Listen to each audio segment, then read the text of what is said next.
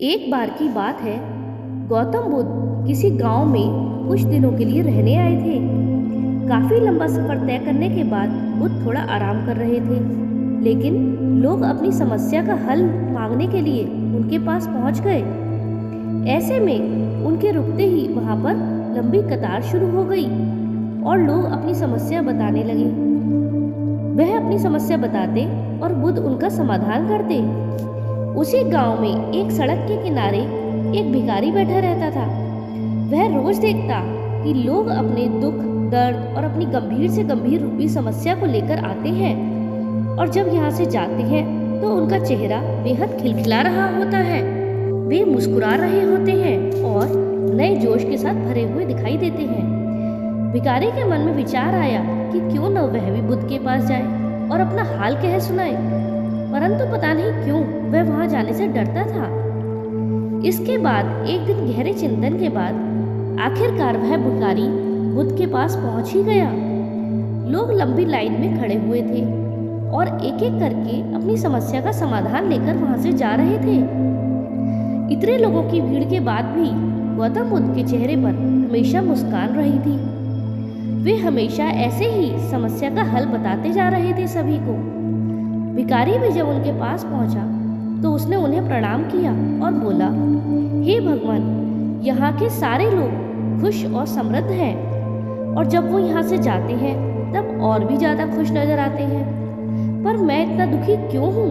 मैंने तो कभी किसी का कुछ बुरा नहीं किया, फिर क्यों मुझे ये दुख झेलना पड़ रहा है? फिर मैं इतना गरीब और निर्धन व्यक्ति क्यों हूँ? इस पर बुद्ध बोले, तुम गरीब और निर्धन इसीलिए हो क्योंकि तुमने आज तक सिर्फ मांगा है, कभी किसी को कुछ दिया ही नहीं है। तो वहां खड़े लोग सब हैरान रह गए और सबके मन में यह सवाल उठने लगा कि यह गरीब व्यक्ति किसी को क्या दे सकता है।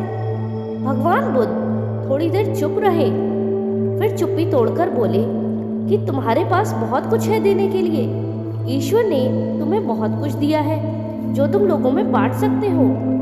सबसे पहले तो तुम्हारे ये 2 हाथ हैं जिनसे तुम लोगों की मदद या सेवा कर सकते हो। दूसरा, तुम्हारे पास तुम्हारी मुस्कुराहट है जिसे देकर तुम दूसरों में नई ऊर्जा का संचार कर सकते हो। मुंह से 2 मीठी बातें बोल सकते हो। ईश्वर ने जिस किसी को भी ये तीनों चीजें दी हैं, उसको कभी कोई निर्धन नहीं कह सकता और ना ही कोई दुखी कर सकता है।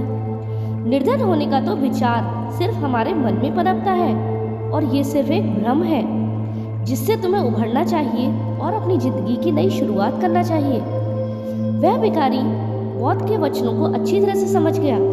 उसे समझ आ गया था कि उसके जीवन का क्या लक्ष्य है और वह किस तरह से खुशी रह सकता है। उसे ये बात भी समझ आ गई थी कि क्यों लोग यहाँ दुखी आते हैं, लेकिन बौद्ध से मिलने के बाद उनके चेहरे पर हमेशा मुस्कुराहट होती है, क्योंकि आज भिखारी के चेहरे पर भी सिर्फ मुस्कुराहट थी। जिस तरह उस भिखारी के चेहरे पर मुस्कुराहट आ गई, उसी तरह इस समाज के हर प्राणी के चेहरे पर मुस्कुराहट आ सकती है यदि हर प्राणी इस सोच को अपना ले।